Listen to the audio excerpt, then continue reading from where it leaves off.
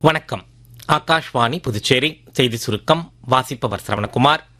நாட்டின் 77வது குடியரசு தினத்தையொட்டி தலைநகர் டெல்லி உட்பட பல்வேறு பகுதிகளில் பாதுகாப்பு ஏற்பாடுகள் தீவிரப்படுத்தப்பட்டுள்ளது.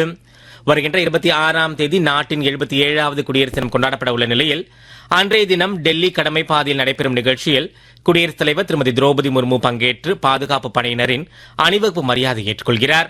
பிரதமர் திரு நரேந்திர மோடி அசாம் மாநிலம் நாகோன் மாவட்டம் மற்றும் கலியாபூர் என்ற இடத்தில் சுமார் 6,950 கோடி ரூபாய் மதிப்பில் காசிரங்கா உயர்மட்ட வழித்தட திட்டத்திற்கு அடிக்கல் நாட்டினார். நிகழ்ச்சியில் பிரதமர் இந்த மேம்பாலத்தின் மாதிரி வடிவத்தையும் பார்வையிட்டார்.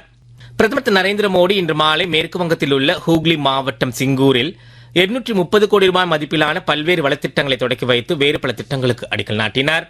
பிரதமரின் கைவினை கலைஞர்கள் மேம்பாட்டு திட்டத்தின் பாரம்பரிய கைவினைப் பொருட்கள் கண்காட்சி புதுடெல்லியில் இன்று தொடங்கியது.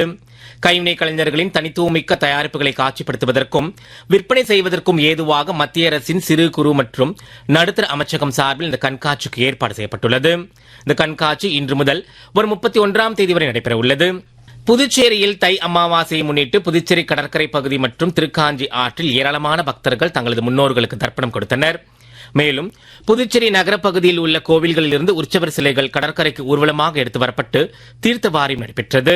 இதில் ஏராளமான பக்தர்கள் கலந்து கொண்டு சாமி தரிசனம் செய்தனர். பாகூர் அருகே தென்பெண்ணை ஆற்றில் நாளை ஆற்றுத் திருவிழா நடைபெற உள்ளது. திருவிழா விமர்சையாக நடைபெறுவது வழக்கம். விழாவில் பாகூர் மற்றும் அதனைச் சுற்றியுள்ள 50க்கும் மேற்பட்ட ஊர்களில் இருந்து சுவாமி சிலைகள் ஊர்வலமாக எடுத்து வரப்பட்டு தென்பெண்ணை ஆற்றில் தீர்த்தவாரி நடைபெறுவது வழக்கம். இதில் ஆயிரக்கணக்கான பக்தர்கள் கலந்து கொண்டு சாமி தரிசனம் செய்வர். இத்துடன் செய்தி சுருக்கம் நிறைவு பெறுகிறது.